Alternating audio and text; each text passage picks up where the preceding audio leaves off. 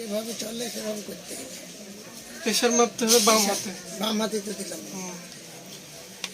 রাজি ডাক্তারের মতন বাম হাতে দিলাম।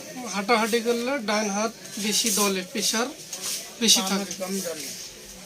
আর বাম হাতটা অ্যাকুরেট মাপ দিবে।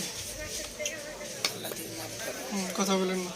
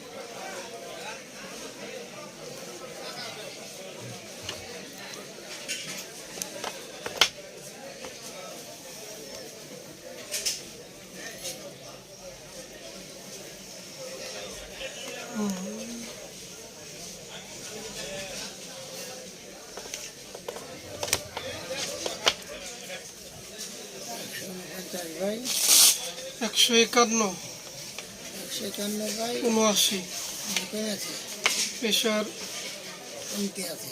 উপরেরটা বেশি আছে, হ্যাঁ, আর নিচেরটা ঠিক আছে। ওটা ঠিক আছে। তো ওষুধ খাইতে খাইতে সব ঠিক হয়ে যাবে। খাওয়া দাওয়া করে ডিম, ডিম আর গরু মাংস আর লবণ। লবণ, গরু গোস্ত, ডিম, স্যালাইন এগুলো খাবেন না।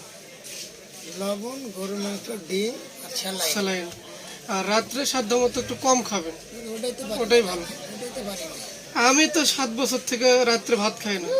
একবার আমি 4.5 বছর খালি বিদেশে খালি রুটি খেয়েছি। রুটি খাই না, হলে মুড়ি টুড়ি খেয়ে থাকে। ওই জন্য তো 4.5 বছর ভাত বলে কোনো চোখে দেখিনি আমি। ওই জন্য তো ভুড়ি বাড়িনি রাজুর মতো।